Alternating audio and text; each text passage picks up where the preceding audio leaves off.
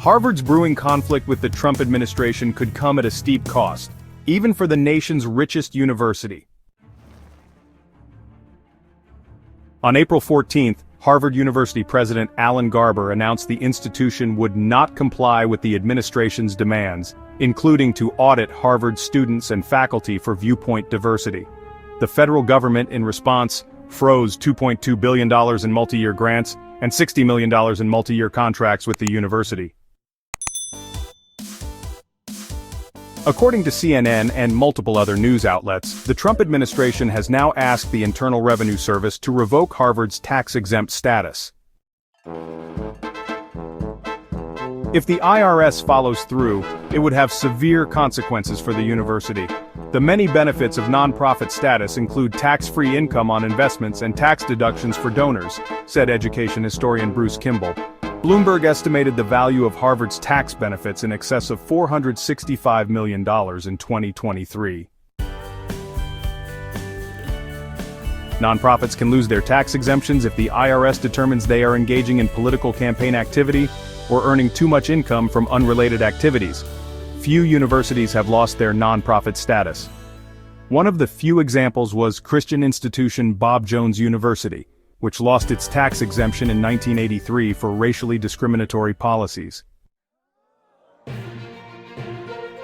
White House spokesperson Harrison Fields told The Washington Post that the IRS started investigating Harvard before President Donald Trump suggested on Truth Social that the university should be taxed as a political entity. The Treasury Department did not reply to a request for comment to the media.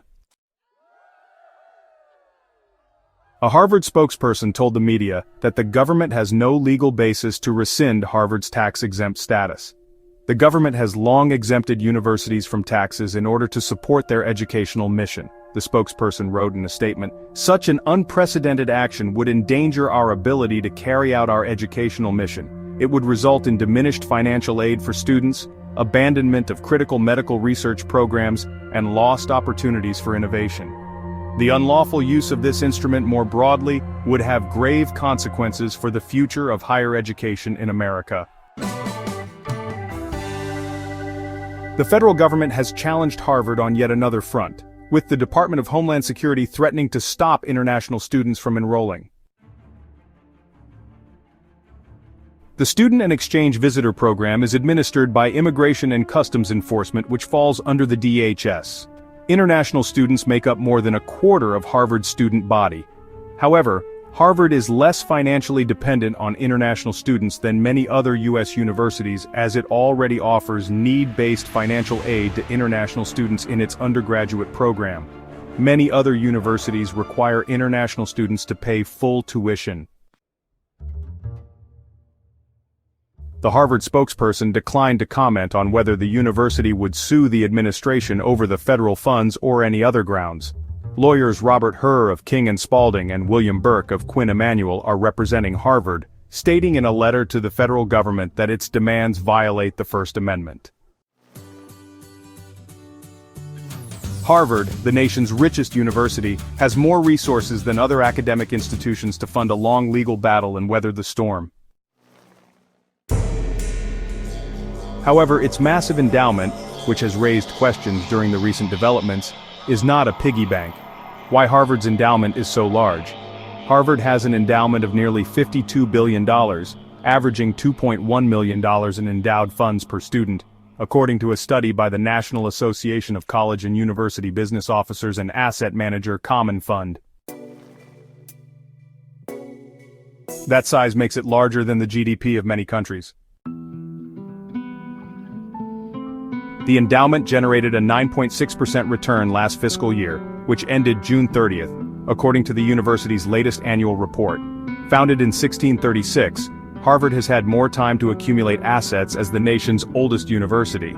It also has a robust donor base, receiving $368 million in gifts to the endowment in 2024.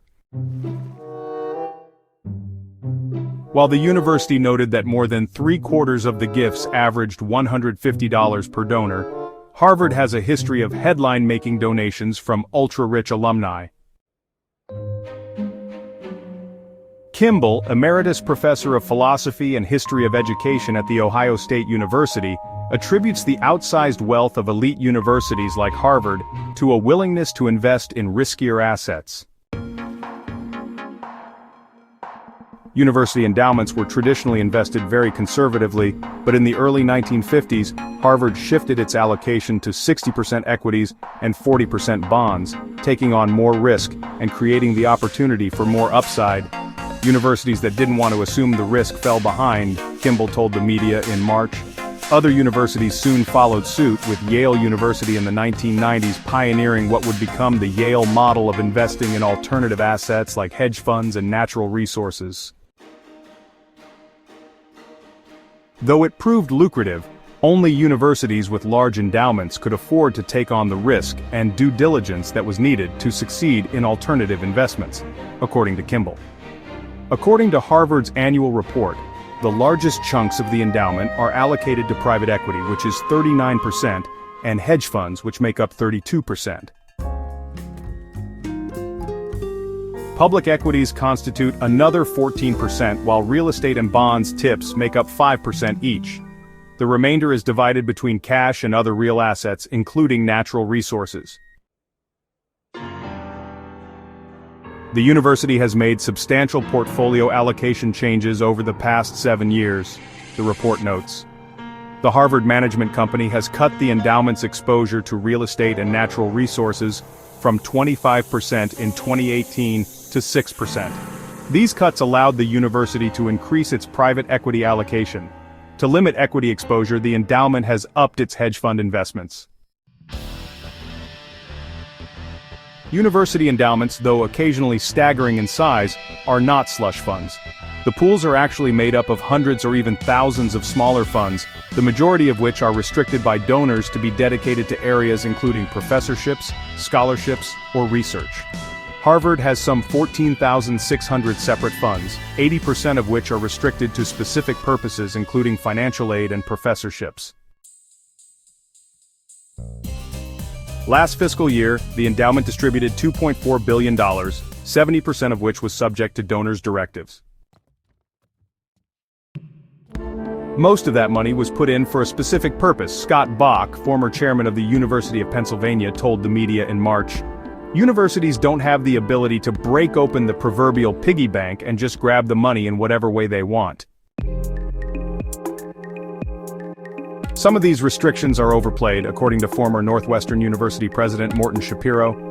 It's true that a lot of money is restricted, but it's restricted to things you're going to spend on already, like need-based aid, study abroad, libraries, Bach said previously. Harvard has $9.6 billion in endowed funds that are not subject to donor restrictions. The annual report notes that while the university has no intention of doing so, these assets could be liquidated in the event of an unexpected disruption under certain conditions. Liquidating $9.6 billion in assets, nearly 20% of total endowed funds, would come at the cost of future cash flow, as the university would have less to invest. Harvard did not respond to our queries about increasing endowment spending. Like most universities, it aims to spend around 5% of its endowment every year. Assuming the fund generates high single-digit investment returns, spending just 5% allows the principal to grow and keep pace with inflation. For now, Harvard is taking a hard look at its operating budget. In mid-March, the university started taking austerity measures, including a temporary hiring pause and denying admission to graduate students waitlisted for this upcoming fall. Harvard is also issuing $750 million in taxable bonds due September 2035. This past February, the university issued $244 million in tax-exempt bonds. A slew of universities including Princeton and Colgate are also raising debt this spring. So far, Moody's has not updated its top-tier AAA rating for Harvard's bonds. However, when it comes to higher education as a whole, the ratings agency isn't so optimistic, lowering its outlook to negative in March. Alright, that's all for this one. I really hope you picked up something interesting. If you did, hitting that subscribe button would be fantastic. Give it a like and share the knowledge. I'd love to read your thoughts in the comments below.